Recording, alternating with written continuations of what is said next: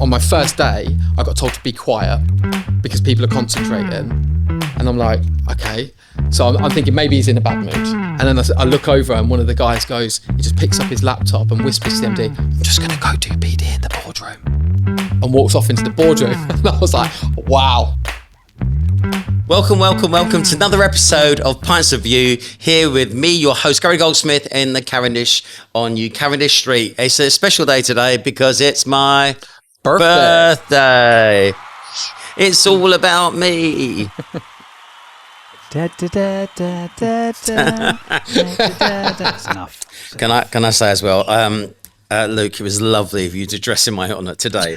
At what point did you realise, oh fuck, that's the last thing that Gary's ego needed? But it was on the trainer. Yeah. Didn't you get a cease and desist because you knocked off the logo for some merch? I don't know, but that was D&G, Dean and Gary. Oh, yeah, but I do have GG. Oh my God. I've got Gucci G's tattooed on my arm. Right, so should we get on with the day job because it is Gary's world, you just live in it. Fine. Luke, thank you very much for making it all the way here from Northamptonshire or Cambridgeshire, or I don't still think you know where you live. It's Cambridgeshire. We've just had a row about that. I used to drive to your office fairly frequently. I still think it's in Nottingham, which is a long way away. Apparently, I got that so wrong. We haven't done one of these for a bit, although it looks seamless when it comes out in the edit, thanks to our beloved James. So James is behind the CNC and making everything work. I'm so glad you're here because you're doing some really clever stuff, and the fact that you've actually put in more prep than everybody combined. So you're pretty much going to tell me what to do. I am going to read you a poem before I give you your formal introduction. Is that all right? Go for it. Brilliant. Also, I love the fact that you're actually bricking it. but I am going to be very gentle with you today. And rather than actually us having non-alcoholic beer today, because it's my birthday, we're going to get absolutely monstered on poo. Right. James, can I do my poem? If you have to. Okay. Again, but let's see how we go with this. In Cambridgeshire's landscape, he shines very bright. Luke McCluskey, a leader, his dream is a light. Founder and MD, a vision in his gaze. CSR Group's maestro, in staffing he plays.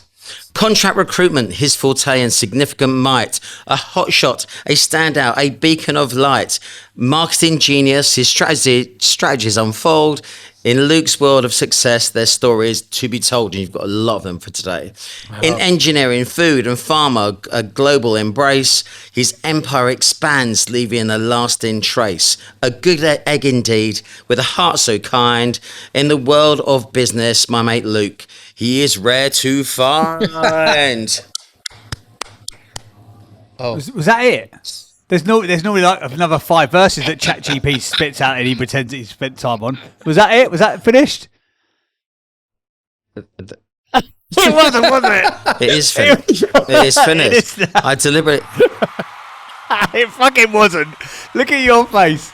Look at... Unbelievable. Mont Blanc are fuming at that, by the way. Mont Blanc are livid. Brilliant. Thanks for having me. Okay. Anyway. See what I mean? It's been a while, and he's got some pent up frustrations and anger. He just needs to get off of him. So I've known you for 3 years, 4 years, 4 years, yeah. 3 or 4 years. Yeah. Your business has gone through the gears. So in what is season 4, the recruitment season, it's great to have somebody, again, young buck coming through. Regardless of what's going on in the economy, you're growing, you're adding heads. Yeah. You don't like an interview.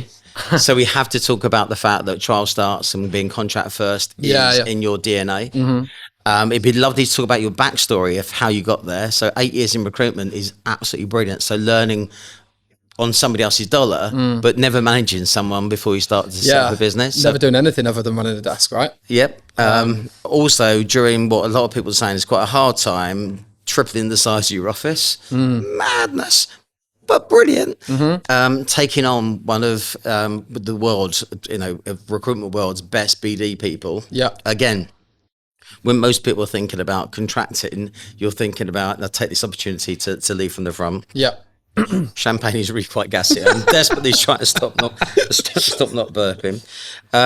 What's next for the business for you? Learns that you would pass on to a young entrepreneur who's going to go and do this for themselves. Yeah. Some gains, and we've got some games that you've prepared for. Always. Always be preparing.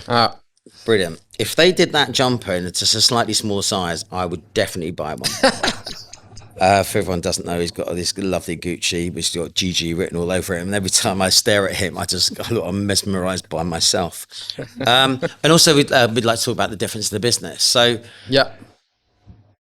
Do you want to tell us your backstory? How did you get to where you are today? How did you find the amazing world of recruitment? And I'm guessing there was some careers day one day and you're sitting there saying, what do you want to be, mates? Astronauts, firemen, professional football. He went, no, do you know what? I've got recruitment written all over me. Yeah, so never really did well at school. Was always really keen on just making money. So I was a little bit of a hustler at school. Grew up with not a lot. But always found a way to get what I wanted. So coming out of school, it was like my mum was saying to go to college and do all of that. I was like, I just want to go earn money. I just want to go and earn my own money. So got into insurance underwriting randomly. My older brother worked for Churchill, so I went to work for Churchill. I know, right? So I went to work for Churchill, did a few years. I can't see you as underwriter. No, me neither. I was terrible. Attention to detail at the time, 17, 18, 19 years old, like not there. But everyone was saying to me, get into sales. And I was around a friend of mine. It was a Friday night. We were having a few beers and his housemate had just started this job in sales, insurance sales. And he was telling about all this money you can earn and stuff like that. So I was like, right, get me an interview. I'm up for that. How old were you then? 19. So I was 19. So I went for the interview. It's a hilarious story. So it was at the Marriott Hotel. Right. I like it when someone says it's a hilarious story. You could be the judge of that. I will be the judge of that. Okay. So it was at the Marriott Hotel. It was an open day. So there was 20 people there. Walked in, everyone suited and booted. You got two ladies sitting there who were the panel, and everyone's like a little bit like tumbleweed. It's like, what's going on? And then one of the ladies who was the ops director stood up and said, can everyone stand up and give a round of applause for our managing director? And he walks in, and that was a sign of the times to come in this business. And so we did the group exercise, and at the end of a couple of hours of group exercise, I just went, you out, you out, you out, you out, you out, left 10 there. We then went for the one-to-one interview and got the job. So that's how that came about. And on my first day, I thought I'd got lost because I was like, there was I was thinking it was going to be some big corporate insurance company, and I turned up and it was an old pub. So I'm like, is this definitely it? So I'm looking outside and there's the logo. I'm like, okay, yeah, shit, this is definitely it. So I'll walk in and I'm like, okay, this is not quite what I signed up for. It was almost like, when it's not EC3, is it? No. So walked in, couple of weeks worth of training. And the training was done upstairs in this like tiny room around a boardroom table with the MD that's training you. You weren't allowed out. You got released onto the sales floor when you'd done £1,000 worth of business. So it was like high pressure from day one. That's quite good, actually, isn't it? I mean, in a certain environment, in a certain way of doing it. Yeah, absolutely. I mean, it toughened me up really quick. The success to get on the floor. Yeah. So you just don't walk over there and shit. But we were hated, right? So the whole narrative that he was creating was that we were going to take over the older guys that had been there forever that didn't really, they weren't hungry anymore. So he hired a load of young bucks. And he actually said that. And he actually said that. What an idiot. Yeah, no. So there's a lot more about it. So we get down there, and it was exactly that. We were the young bucks. We were disliked. We weren't very liked because I think they'd lost their hunger. I think they'd been beaten. They'd been beaten quite a bit, and everyone got beaten at some point. I did 2 years there before going into recruitment, but I learned some good things about what a sales vibe needs to be like, how to close, and what it doesn't need to and be. what it doesn't need to be like. Absolutely. More importantly. Yeah. So the important things, never say no on the sales floor, right? closing. We got given an objection handling Bible where we were trying to close this business. And if they said, oh, I don't have my card on me, I want the policy, but I don't have my card on me, the next objection would be, okay, can I have your wife's number and I'll call your wife? And then the next objection would be, no, can you go round to... Wow, how are you doing? Can you now go round to your neighbour and borrow a card? It was like, and if you didn't do that, it was hardcore. If you lasted longer than 2 weeks there, you were in, because he would walk in, and if you weren't on the phone, he'd jump on your desk and shout at you. Literally, it was brutal. So doing a couple of years there was like, okay, I understand what the good aspects are, but there are some really terrible aspects. Everyone was so scared. It was terrible. So he was growing the business to sell it. So the commission structure just went down to nothing. And it was like, okay, the reward of being in this toxic environment is just it's not there anymore. So... is this in Peterborough? It was actually in Huntingdon. Right. Which is just north of Peterborough. Just south of Peterborough. Well, of course I know Huntingdon. It's part where some of the family live. Yeah. Huntington Life Sciences. Yeah, there's But everyone who knows me knows I've got loads of stories about Huntington Life Sciences, so I know that intimately. Hi everyone, and a massive shout out to our main sponsor for season 4, the Recruitment Special of Pints of View. Now, Force 24 are exceptional. They do something that nobody else does, which is always pretty cool. If you're looking at sending out outbound email campaigns, multimedia messaging, including video and infographics, nobody else can do this. Everybody else sends out flat words. So your likes of Sourcewell and Elay can't do this. Force 24 do something special. Well, I use them, the RDLC uses them, and anybody who's taking their marketing really seriously will be using them. It's very clever. It's just a game changer. I like it. You should. Yeah. So that was it. So exited. I was. So I had to look around. See, I wanted to stay in sales. I loved it. It was my first sales job, but it ignited something inside me. It was like, okay, I can be the master of my own destiny. I can earn what I want to earn. Just show me the way. But you also realise that in Peterborough, but Huntingdon, it's a small catchment area. You're going to burn through those people very quickly if you keep behaving like that. Absolutely. And he did. He did go on to sell the business. There was a load of controversy around the sale of the business. So he sold the business to Capita. Capita then sued him. He then countersued them and actually won in the end. But crooked guy, but just so wasted. Crooked, brilliant. Name him. No. Okay. No. So smart. Got so much of it right, but just lost it. Ego. Culture. Culture. Yeah. Learned a lot there. And then I was like, right, I want to stay in sales. So it was in the paper. It was in the paper. It was $100,000 a year sales job. I was like, bang, let's go. So I had to take a 10K pay cut on my basic to get into recruitment. So I went from a 25K basic to a 15K basic 14 or 15 years ago. And I think I did 4 or 5 stage interview and was shit for 3 years. And just didn't really... I'd come Perm from... or contract? Perm. So that's the thing. I wasn't mature enough for perm at the time. And I'd come from this environment where it was sell, and what you'd sell now is going to be in your back pocket, to sell and you get paid in 6 months. If they put you on a contract there straight away, do you reckon you'd have flown? Yeah, 100%. Exactly. I got sacked for my first job in recruitment, but the minute someone said you got contract written all over you, you can sell, but you don't actually care. I went, the contract. Yeah. But this was the narrative around contract. When you're beat in and you're pulling, oh no, we can you just find us an interim? It was like, if you can't convert that to a perm, get rid of it. Right? I know, and there was just no appetite for it at all. Good business, learned a lot. What sector? There is food manufacturing. Yeah. Right. So learned a lot about standards, around processes, around power hours, around get on the phone. That's how you're going to make money. But ultimately I was in the wrong place. So it never really worked for me. With you know, I hate power hours because every hour is supposed to be a Absolutely. power hour. Sprint. Yeah, sprint. Yeah, I don't know where you get this stuff from. So you were there for how long? About 4 years. Okay. And then I went to another business, and I think because I wasn't doing very good at it, I got approached by this other business in Peterborough. They were saying, look, no KPIs, flexible working. And my first day, I realised that I had messed up.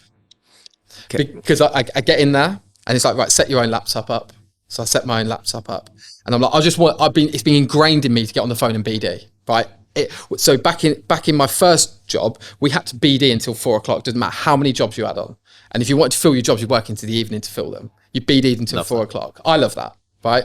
And then I've gone to this other business, and on my first day, I got told to be quiet because people are concentrating.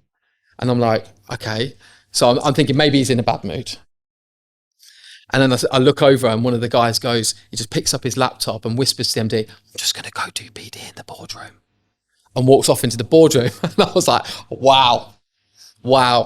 It was quite funny. So during the whole season of the recruitment season, a lot of people were exited or left S3. Yeah. And the first thing they did is start their own business up and take away all the KPIs and drivers. Mm-hmm. And the second thing they do is bring them back in because they realise they're actually going backwards and not making any money. Yeah. So there's a reason for having I call it structure. Yeah. Other people just call it sort of a dictatorship, but having something 100%. and also people want to please you as the boss. Yeah. So that you need to define what good looks like. So you can say that was great. And actually, I think, 100%. I also think that you associate a financial goal, a financial target with somebody's personal why, and then you give them the KPIs as the controllables that they can get there. Yeah. And that's the missing link, I think. I think you need to tap into someone's why, understand what they're working towards, and then give them a roadmap, but then you hold them accountable by their inputs. Right. We are going to investigate that because the difference of how you run a business versus a lot of people is mammoth, and I like to talk mammoth. If you've not seen the series, watch it. It's I haven't. It will change your life. But before there, what then triggered you to say, I'm a decent salesperson, I think I could do it better? Yeah, so and make that bold leap of being from an intrapreneur to an entrepreneur. Yeah, a couple of the top billers that I'd worked with in my first recruitment job had gone off and set up on their own, and they were mates of mine, so I'd meet up with them all the time. Took a half day, we were down the pub, and they'd been on at me, come and do this perm desk for me, come and do this perm desk for me, come and do this perm for me, and I was like, oh, maybe I'll come over. You're my mates. It'd be quite cool. The old band back together type thing. But what had happened was I probably put out of not desperation, but I got this interim job at Weetabix, at the company that I was working for at the time, and I placed it, and it took me 3 days, and I was like, there's a market for this, and so I then started researching it. Why so long? I know. You wouldn't get away with that today. Not now. No. Not now. At the time, it was like mind blowing, right? So,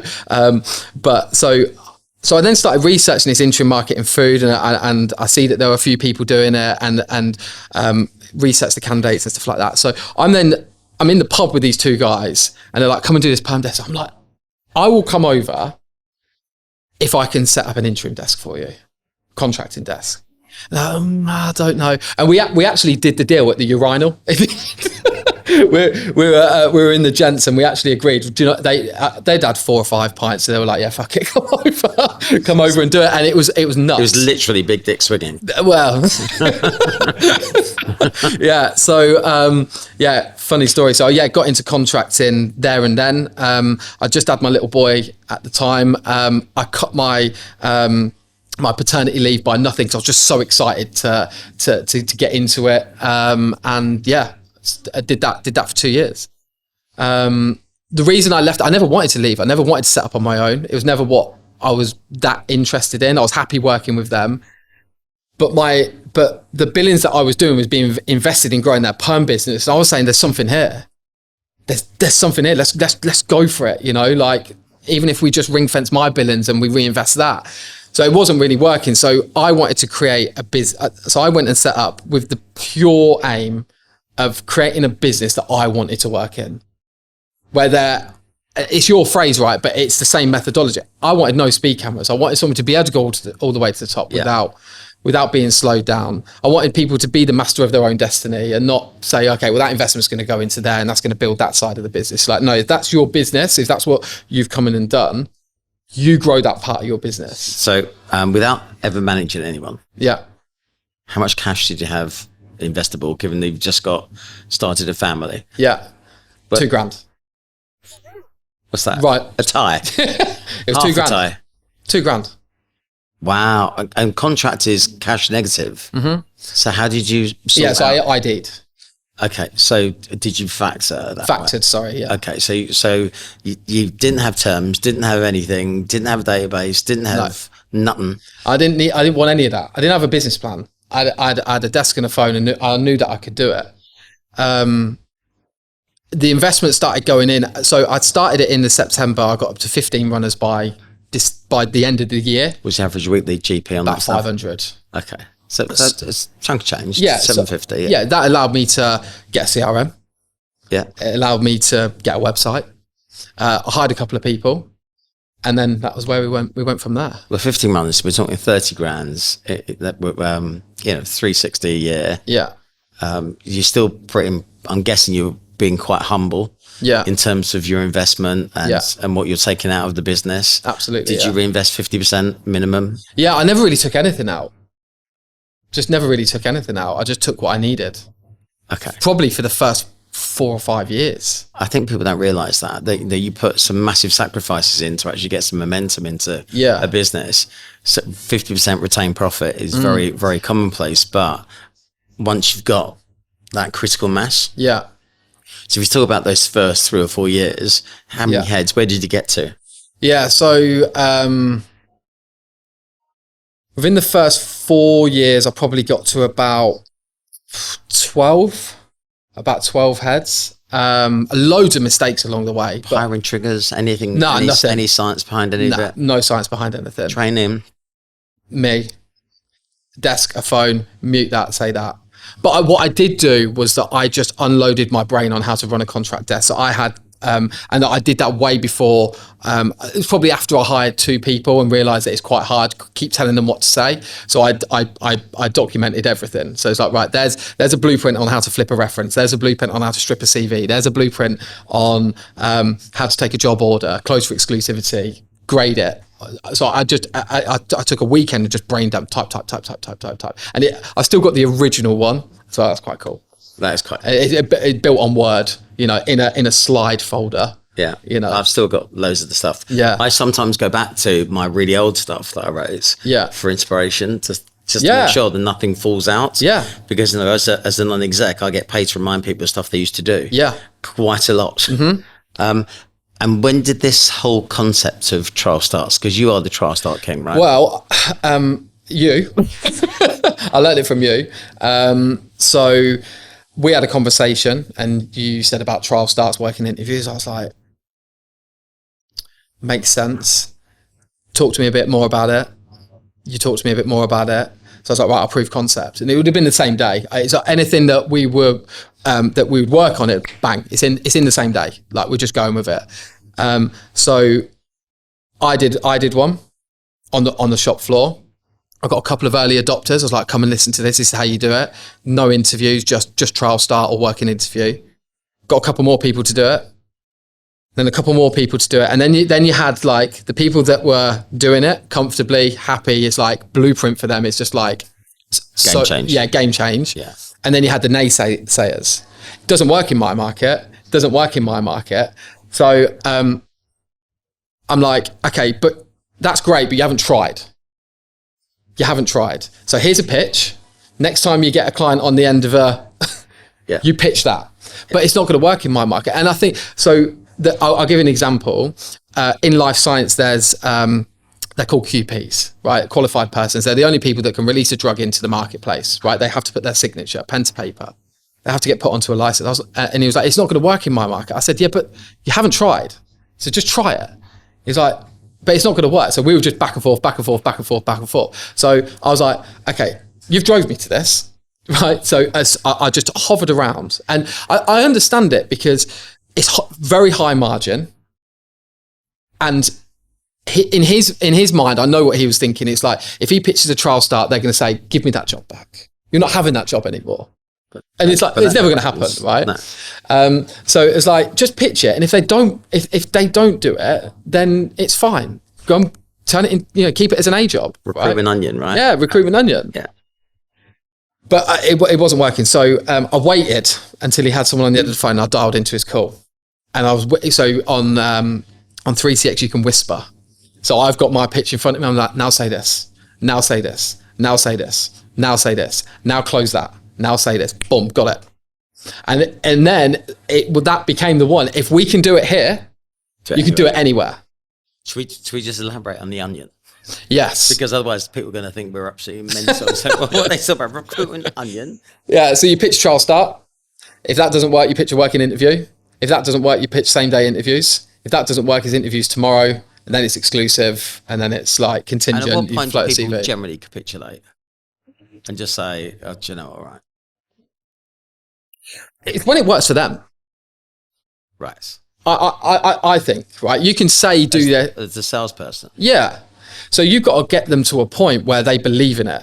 There's no point in you just telling them that it works. You've got to show them, then you've got to work with them to get it there.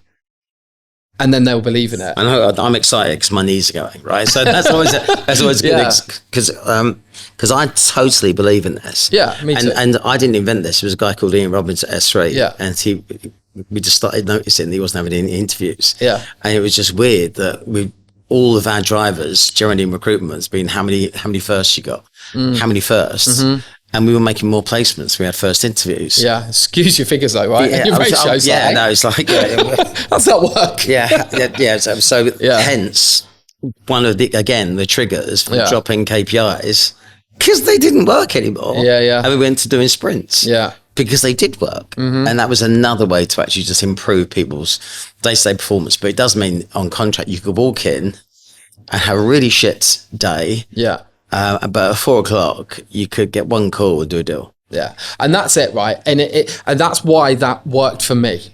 Contracts, That immediacy, ADHD. Yeah. Just now, now you've got within the business a whole load of people doing this. What you consider best behaviour. Yeah. Is it easier to get people to come in because now that everybody does it? Is it then easier to get that critical mass and does everyone try it?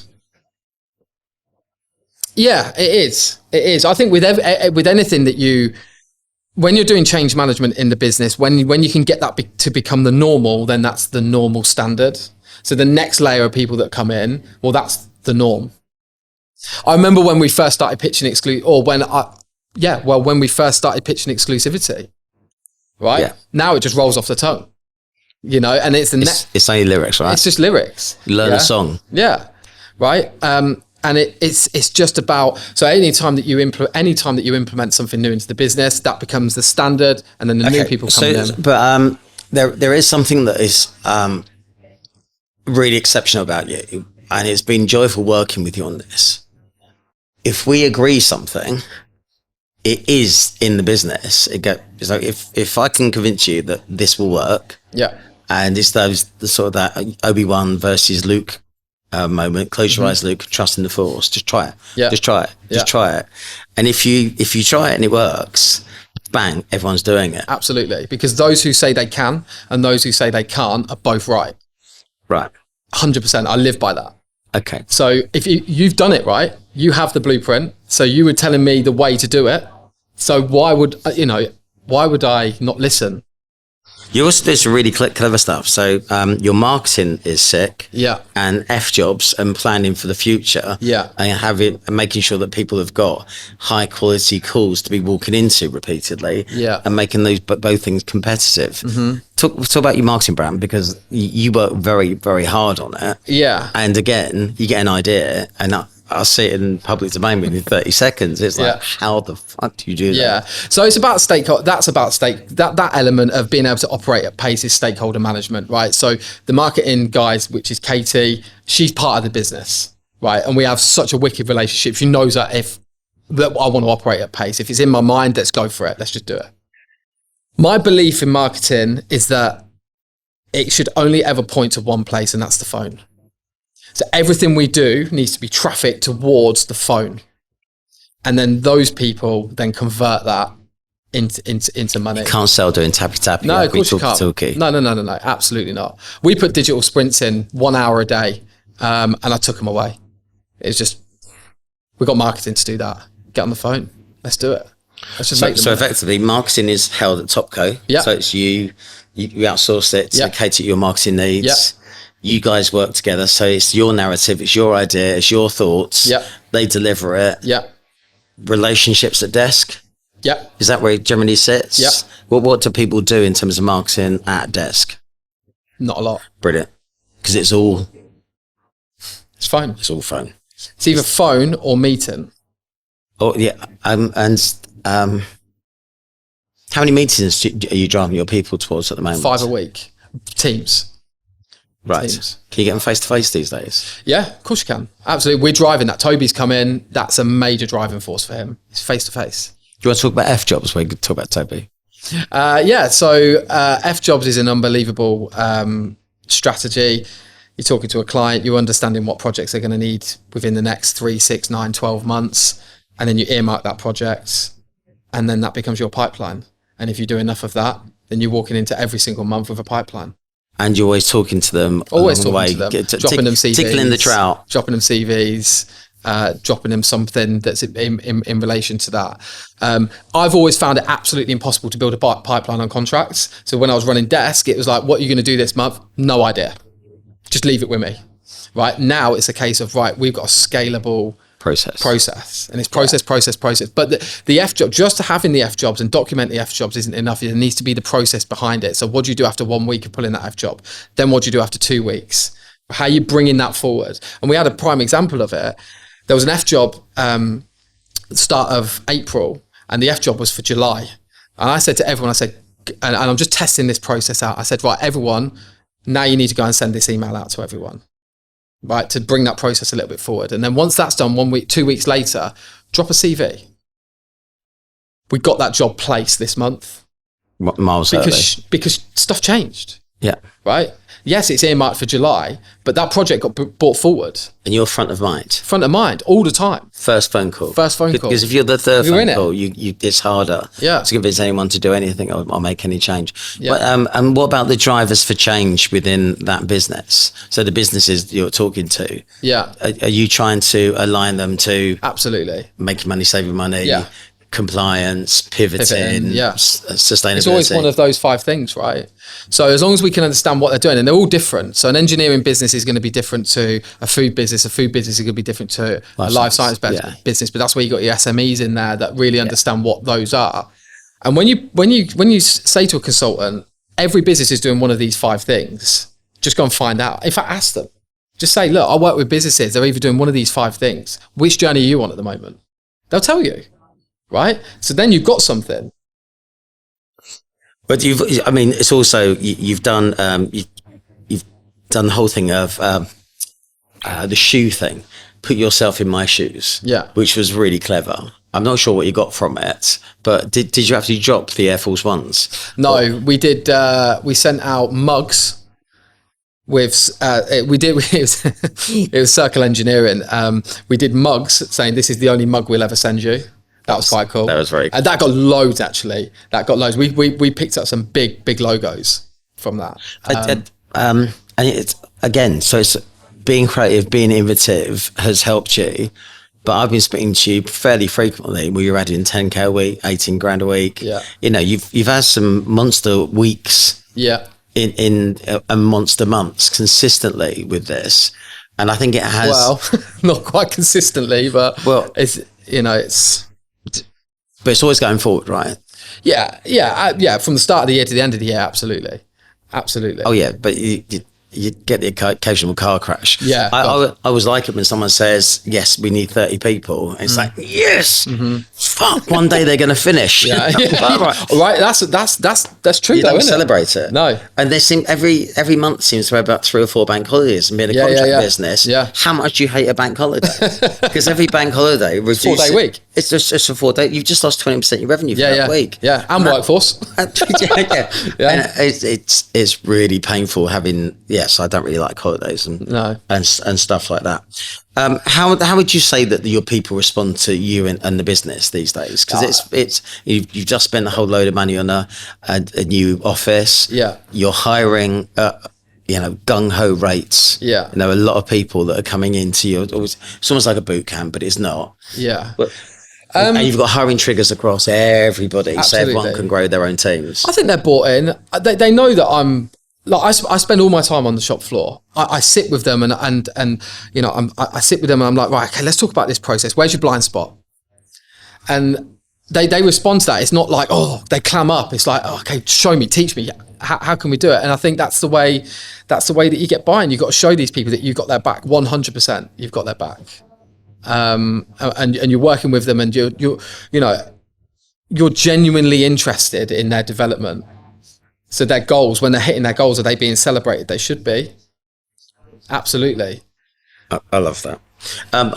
I'm very fortunate because we're perpetually on WhatsApp. Yeah. So I know that you've got a concrete lion or lioness, or is it a tiger? It's a lion. It's a lion, and it just moves around your house. And I've seen it move from bedrooms to. So it's we have some random conversation. Yeah. You celebrate pretty much every success. Yeah. With everybody. Yeah. And that's a huge part of. That's where I get my That's where I get my dopamine from. Oh, I love it when I see a rookie click. It's like, fuck. When it drops. Yes, I absolutely love it when it drops. You can actually physically smell it as well. It's like, yeah. It's like amazing. It's like, right, now next one. And you make them a subject matter expert of something. So what advice, because there's two other things I want to talk about with business, and they double check that I've spoken about everything you wanted me to ask of you. What's next for the group? Yeah. And what advice would you give to someone who's a young entrepreneur thinking, I'd love to be my own boss? Yeah. Advice, it's all leadership, right? It's leadership and process. I think if you've just got to care about your people properly. If they're meeting you halfway. If they're not, they're gone. But I trade on meeting halfway, and I will give everything that they need to be successful. And if they meet me halfway, there's a beautiful relationship right there, and we're going all the way. Process the living fuck out of everything, right? And then process the fuck out of everything. Yeah. Absolutely, because that's repeatable. Independence, random tactics is not scalable. Process is scalable. And when you've got that process, you just double down. Have you virtually got that cupboard where there's some people who just make money, but they're not really part of the future? Open cupboard, chuck them a steak once a month. Not really. Okay. Everyone wants that next thing, because that next thing is status. It's like, okay, it's cool to be good. It's cool to be good. Mont Blanc pens, red bottom shoes. It's like, what's that? Right. I love that it's cool stuff. To be good. It's different. And what advice would you give to somebody thinking about starting up? Yeah. So the mistakes that you might have made along the way. Yeah. That you would say, if I should have done that sooner, or I wish I hadn't have done that. Is that I didn't understand the science behind scaling, and I learned that from you. I had no idea. It was just like, okay, things are going great. Let's hire more people. It's like, oh shit, now it's not going great. Baseline numbers. Now what? So that's massively important. Master the art of leadership early. You learn to love it. Learn to really love being invested in people's careers. Is majorly important, and just live by the motto evolve or be extinct. Always look to change. Always look to improve. Even when you're doing great, what can you do better? What can you do better? What can you do better? Do you spend much time in front of customers? Quite a bit. Not a huge amount. I'm going to call you out. Go on. No, you don't. I do. On Teams. Okay. I do a lot of Teams. Occasional, if it's a big ticket item. Yeah. But Yeah. you would say you're principally a business leader. Yeah. As opposed to being a recruiter. Yeah, oh, absolutely. Absolutely. I'll get involved in the process and I'll show people how to get to the result that I would have got to, but I wouldn't do it myself. No, because I dropped out of that whole customer thing. Yeah. Very early doors. Yeah. Unless someone was spending really big money, then I'd be taking them to Paris for lunch. Yeah. But also, if you're involved in winning all the business, all you're doing is creating Oliver Twists everywhere, right? They can't go and fend for themselves and build their own business to come in. You're feeding the whole business. Like, where's my next job coming from? Please, sir. Please. Can I have some more? It's like, no. I'll do anything for you. I knew we were going to break into song at some point. Big shout out to RDLC, although I'm a big part of it. The RDLC have, in their infinite wisdom, decided to sponsor yet another season, the Recruitment Special of Pints of View. You must have been living under a rock if you run a recruitment business and are not part of the RDLC. It is the game changer and it is the best network for people who are aspirational and trying to achieve something very clever. A network, a community, hookups, meetups, the best deals on all of the tech that you actually need. We go kicking the tires so you don't need to. It gives you an opportunity to ratify your decisions, be part of something that's bigger than you, and there's no need to be lonely at the top of a business. Now you've got 300, we are Sparta, against the rest of the world. So it's us against everybody else. It kind of works that way. We've kept out all of the idiots from recruitment, apart from me, but they need me to make it work. Thank you, RDLC. Hopefully see you soon. You've done loads of homework. Anything that I haven't asked you about the business that you think I should? No, I think we covered a lot of it, to be fair. I think we covered a lot of it. I'd like to talk about controlling the controllables. Oh yeah, what are non-negotiables in your brand? So control of the controllables is do all of the small things that are going to lead you to making money, and me and you'll be mates forever, and I promise that you'll get there. I don't care how long it takes. You'll get there as long as you're consistently hitting those numbers and listening and learning and willing to say, hey, just tweak that conversation, just tweak that statement slightly, tweak that. As long as we've got that. I remember us having a conversation about if somebody hits their KPIs and they do their target, make a brass statue of them because it helps them so infrequently. You get that? Yeah. If they do their number but don't hit their KPI, but that's okay, celebrate, but it's no major cigar moment. If they do the KPIs and their inputs, don't get the outputs, but it's our fault because our stats were wrong, our conversion rates are wrong. But if they don't do either, if they don't put the inputs and don't get the money, shallow grave outside the M25. Yeah, absolutely, because it's skill versus will, right? I don't mind if you haven't got all the skill. If you haven't got the will to do it, then you're just in the wrong place. And there's no hard feelings. It's skill versus will. In the office or work from home? 100% in the office. Always have been. Okay. Early finish on a Friday? If they hit their jobs target. Brilliant. 3:30 down the pub, first round on me. Are they allowed to work over weekends if they need to? Sometimes. I give you that gift. Yeah. You're allowed to but work do you know weekends. what? I'd never need to. If there's a job to fill, I would never ever have to ask anybody to do that. They work till. Yeah, absolutely. They're just honestly, the team are absolute legends. Time to hire from getting a contract role. Average. There is a right answer. I reckon it's about 2 days. Oh, that's so long. On average. Start or contract signed. Contract signed. Yeah, because it's got to go through IR35 and stuff like that. Getting set up on the payment system and stuff like that. Yeah, so it's about 2 days. It's about 2 days. Jamesy, have we got a noise for an excuse? Because that excuse riddled. Oh. Yeah, it's fair. It's a fair comment. I'm calling you out on that, mate. We'll have 2 hours. We'll have a chat after. 2 hours. We can speed that up. Yeah, I could feel more work coming on. 2 hours. It was at S3. You had to get it done in Bosch, and that was going through compliance as well. Yeah. But we were collecting names of great candidates all the time, so you knew who you're going to recommend. Yeah. Or the classic. So from the time you took that job on to the time that contract was signed, 2 hours. Yeah. Nice. Because. Nice. Yeah. It will vary between brands. Engineering will be like that. Yeah. Of course it does. But that's quite fun, right? Having multiple brands. Yeah, the whole yeah. strategy of putting a group together. Absolutely. And having multiple brands. Because Yeah, now yeah. you can actually prove you only need 3 stories, don't you? Mm-hmm. Story to client, story to candidate, story to staff. And if you're doing really well, Yeah. a story to investors. Yeah. That's what you're working on your 4th part, because now you've actually made a success in 3 markets. Yeah. How many more can you do? Yeah. How much more business can we do internationally? That was actually one of my tips. Tell stories to everyone. Oh, was it? Yeah. Tell us a story. I think with when it comes to new markets, you don't just, if you're going into a new market, don't just like walk in, smash the doors down, and get your marketing ready. And just like, so one thing for me, and it's never quantifiable, I'd love to know that when we've landed into a market, there's at somewhere in the UK where a boardroom is happening. It's like, who are these guys? That's what you've got to have in your mind. It's like, don't just do it. I think you're better at me at that than I am. I'm driven by fear of failure. Yeah.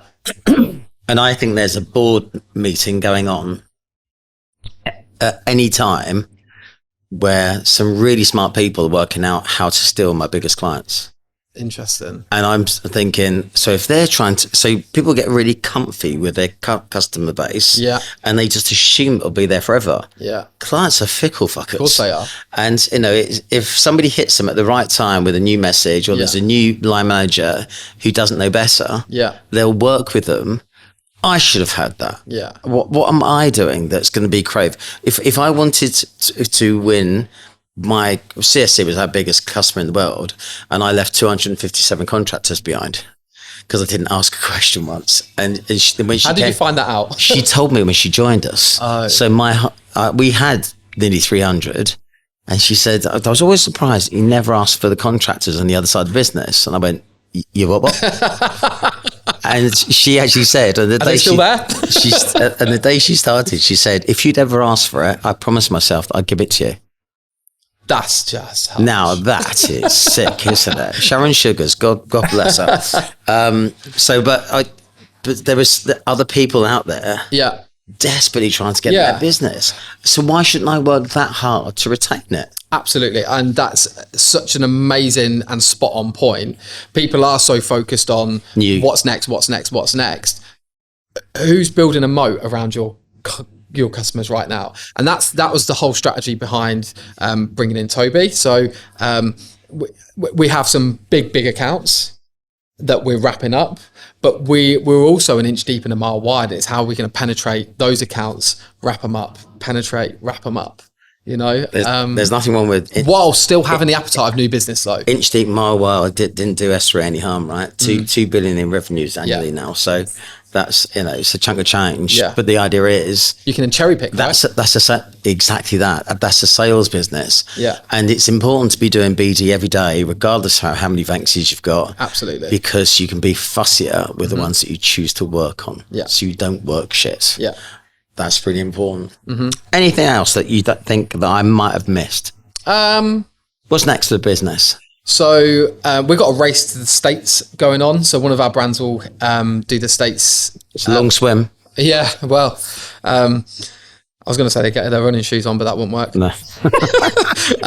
So we're going to do engineering or life science. That'll be the first brand into America. We're doing it here first. I've got a couple of people that have said that they want to move to the States. So we've got the investment put aside to do it, but they've got a proof concept here first. So they've got to move over to split shift and stuff like that. So there's a race to the States. Why didn't you ever come to London? So, it's hard, building a business out in the provinces. Yeah. It's really hard. Yeah. You don't really have the luxury of having like tens of people all the time. We do all right. And do you know what? There's no one that we don't lose to anyone. We don't lose staff to anybody. There's nothing really around. So, we had 10 start last Monday. We find people. But I think you are a destination employer now. I think we're getting there. It was in by MSB back in Bromley in the day. Yeah. That everyone knew somebody was working there, and they all had flashy cars and were doing all right. Also, I've again, I've had the luxury of being in your business. When you're having some fun ideas and games, that gong goes off a lot. We were in a board meeting. It was doing your head in. It was doing my head in. It was literally like celebrating Dave having a wee. Bong. It was going off with the energy. But people walking around, out of the office, seeing you've got some lovely sort of grass areas out there. Yeah. And I was just thinking, this is kind of cool. Right. It's a really lovely vibe. It's probably the most likened to an S3 sales floor that I'd ever seen. Yeah, that's the goal, right? It was sick. It's got to be, when you walk onto that sales floor, it's just... I would strap them all into their fucking desk though, because literally if someone says something clever, I want everyone to hear it rather than actually do it in the fucking car park. Yeah, I know. Well, we've moved now. So there's room there. Yeah, there's got to create a track where they walk around, so everyone just go around and we can actually time them. Yeah. I'm conscious of time because I want to play some games. You put some real effort into this. Okay. Where should we go, bub? Do you want to do alphabet soup? Yes, let's do that. Yeah. Cheers, darling. You're smashing it. Alphabet soup. Brilliant. Do a little top up. Yes, would you mind give a little top up? A little top up. Happy birthday to me. Thank you, Debbie McGee. I'm good, mate. Thank you. Sure? Yeah. Anything Chin it. anything for more airtime. Right, so you know how this works. You've seen enough of the polls. So I don't get to spin the wheel at the office anymore. So I'm actually really excited about this one. Okay. Is there a letter that you wanted? No. Interesting. M. Right. Let's do it. Right. We literally, because the last couple we've been cheating so badly. Yeah. We haven't actually used these for ages. So I've got 4 suggestions for you. All right. Marketing, but I think we've really covered that. Yeah. Madness. Because everybody I know who's a bit special has got some shit about them. They are mental. There's that borderline. Your mum. Okay. Or... You can't say it like that. Can you say it differently, please? Yo, mama. It's very subconsciously aggressive. Say it again, but nicer. Come on. It'd be nice to hear about your mum. Okay. So It's creepy now. Actually, I think I'll provide the first one. Or something I know you want to talk about, mood hoovers. Oh. And how you treat mood hoovers. Okay, I love my mum to death, but I'm taking mood hoovers on this one. Okay, strap in. Okay. Mood hoovers. I think it goes deeper than mood hoovers, so everyone can have a bad day. And the narrative that I give is if you're having a bad day, go outside, have a fight with a tree and come back in, or go out, splash your face with cold water, something that's just going to separate from the now from the new you. That's mood hoovers. However, I would like to talk about culture vultures. Okay. And how they can be extremely, extremely dangerous to your business. And I'm going to use the analogy of zombie apocalypse.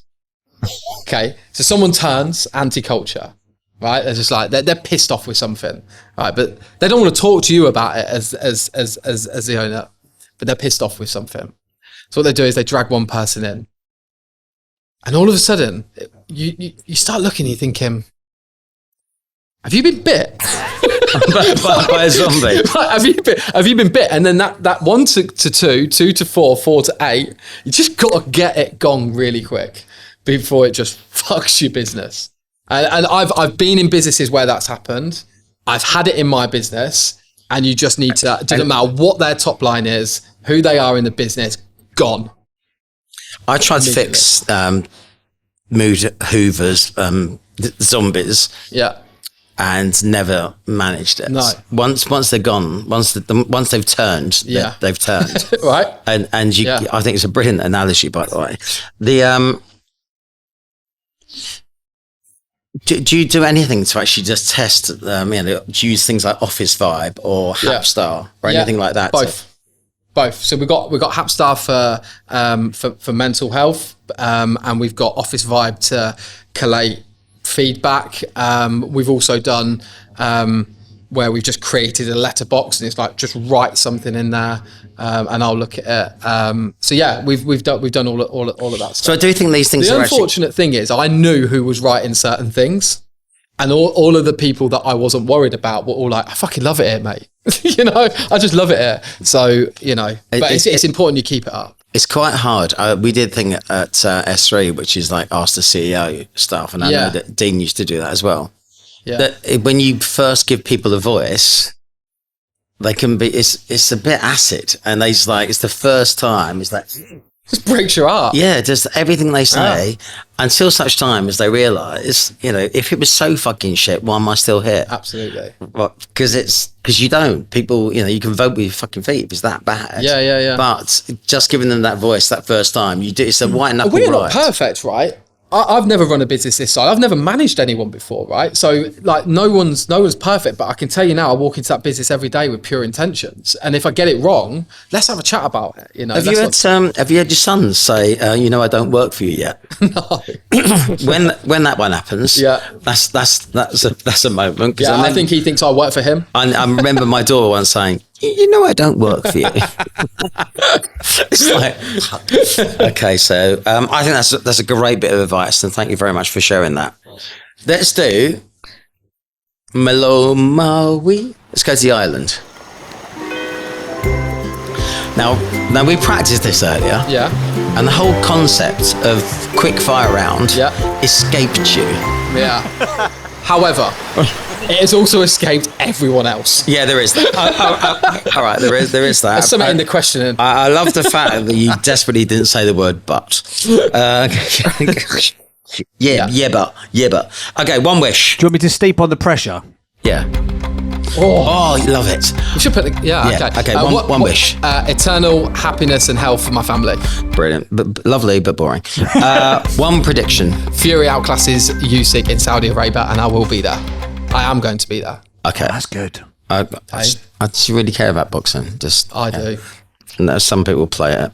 The best moment you've ever had, can't say getting married or your son. Yeah, it's a recent one. It's when I realised my dad had built the office that I had just moved into. I was like, fuck. Tell me that. Tell me that. We'll make this less quick. Oh, yeah. That's a good story. Okay, Yeah. We might get tears for this one. We'll go full bar. No, it's fine. So, the fit out has happened in the new office. It's like doubling the expansion of the business. And I'm like, mum and brother and sister, it's the Sunday before we move in on the Monday. I want to show you it. So as we pull up, get out the car, my mum turns around and said, you do know your dad built this?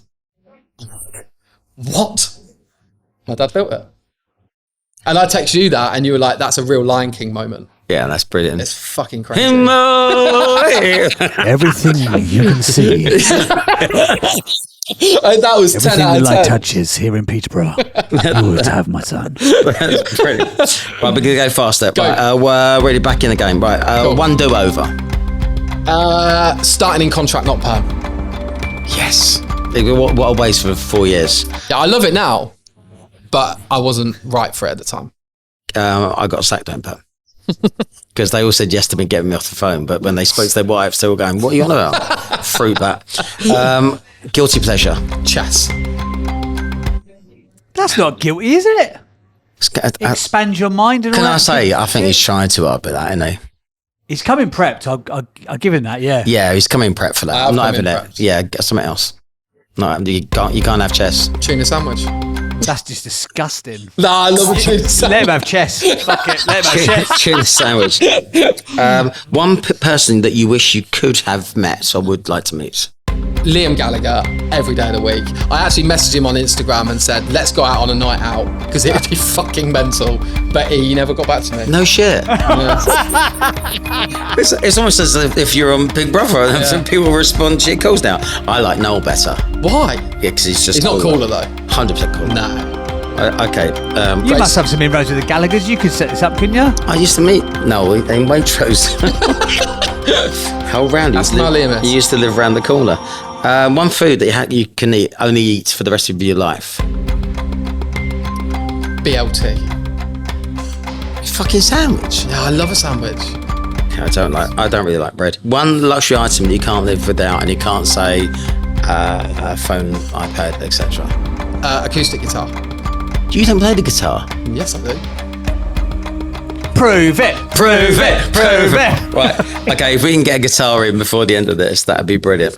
I dare you. Yeah, well, we'll do that. Right, so I've got that was really good, by the way. I'm glad you did some prep. I've got some questions for you. Go for it. Some random questions. Because I found this yesterday. If you were to read only 20 pages of a book a day, how many books would you read by the end of that year? Shit, Stephen Bartlett posted this earlier. That's where I got it from. Oh, is that? What? Say it again. Now you got me in. I should have screenshotted it. Stephen, I've done nothing in my career and only made about 3 million quid. You're worth more than him. In his career, posted something that I saw this morning. I thought you might like it. If you read 20 pages per day, how many books would you read in that year? And he's Googling it, so don't ignore him. I'm not. 100. 30. Okay. If you only did 10,000 steps a day, Yep. which I think is good, right? I think 10,000 is a good number. This is killing me because I see this post on the train on the way out. I'm loving the fact This is killing me. How far would you have walked if you did 10,000 steps per day? How far would you have walked in a year? 250 miles. 70 marathons, which is 26 times. No, so loads more. Yeah. Good maths there. So loads more. Right, Let's get the real numbers. Okay, and here's one more for you. Ready? Yep. There's a massive difference between a million and a billion. Mm-hmm. Right, I can even talk about a trillion if you'd like. Yeah, let's do it. A million seconds is how long in days? 12. It is 12 days. Oh, you dick. Did I post this? Did I post this on the GG group? A billion seconds is how long? 5 years. 32 years. Okay. A trillion seconds is how many years? 31,000. 688. I did fucking post that. I've let myself. I've absolutely. That Bartlett one was killing me because I knew that I'd seen it on the way here. I was like, oh, that's quite interesting, but not enough to grab it. We've worked too long to do this. Right, let's play two truths and a lie. Okay. I'll put 250 quid up for any charity. All right. I'll do it if I lose, yeah? You pay it to your own charity. Fine. Yeah. Okay. Shit. He's just checking Monza Bank. He won't be donated to the charity. Right. Okay. Two truths and a lie. Yeah. I'm ready when you are. Okay, well, tell me two truths. Okay. I once worked for Hayes. Okay, So I think we need... I once got punched in the face on my lunch hour in my first job. And I once appeared on Blue Peter. Please repeat them again, just for the sake of the serious underpinning. Thank you. Sure. So, number one. I once worked for Hayes. I once got punched in the face on my lunch hour in my first job. Yep. I once appeared on Blue Peter. Right, so you could work for Hayes because he could have had a part-time job and just been working in a factory. As a consultant. Yeah, he's... I was just going to say, you got a factory worker written all over you. I will say you never worked for Hayes. I think it's absolutely bleeding obvious because he's obviously been punched in the face. And, and Blue Peter, yeah, they did a thing at his school about jelly or something like that. That classic feature. Yeah, what do you think? Yeah, I'm going to go with you. I think I don't think he got his own Blue Peter badge. He worked in recruitment. He'd have worn it. He definitely got punched in the face. Hang on a minute. I reckon someone saw him with the tuna melt and that's fucking disgusting, mate. I can't see you working for Hayes because that's not even a recruitment job. They just sit there and you know, there's some dolly birds. Go for it. that your final answer? Yeah. Okay. No, I did work for Hayes. Shit. For 4 months. I did get punched on the in the face on my lunch, and I've never been on Blue Peter. There was no jelly related incident at your local school. Can I tell the story? Okay, and can you tell me the charity? Yeah. Okay. Heart Foundation. Okay, perfect. Brilliant. We'll sort that out. Cool. Yeah. Do you want to know a story about me getting punched in the face on my lunch? Oh, yes, we do. Okay. Oh, yes, so I was 17 years old. This is when I was working at Churchill, and I was walking around the. It's called Ferry Meadow, so it's like there's loads of lakes and stuff like that. And I was with a friend who was a lot older than me, and we were just like dashing rocks into the water. And this fucking mental fisherman just came out of nowhere, so pissed off. He must have been there ages, like waiting for fish. And we were just dashing rocks, and he just chinned me. And my brother tells a story. So on the way here, I said to my brother, I was like, "Have you got any funny stories about me?" He just sent me the best man speech. It's like, wanker. That is brilliant. And he recites seeing me on the escalators as I was going up, looking all shady. He was coming down. He's like, "Are you all right, mate?" Just got his shiner. Anyway, yeah. Brilliant. Good days. Great days. Thank you very much. You're humble. You're honest. I'd work for you, and I don't give that away lightly. I'm not sure I'd survive, but I definitely work for you. Thank you for making it all the way here from Northampton, Cambridge, Nottingham, or wherever. With all our guests, we like to give them the famous last word. So, is there anything you would like to say or share as we wrap up? I just live by the motto of speak it, believe it, receive it. Say again. Speak it, believe it, receive it. Okay, do you want to say it slower? Speak it. Speak it, believe it, receive it. Okay, I love that. Just own it. Brother, Legend. thank you very much. Thank Love you. to spend my birthday with Yeah, you. likewise. Jamesy, thank you very much for being here as ever. Really Cheers for enjoyable. That's going to make a rock star episode. Thanks everyone. Gary Goldsmith, out.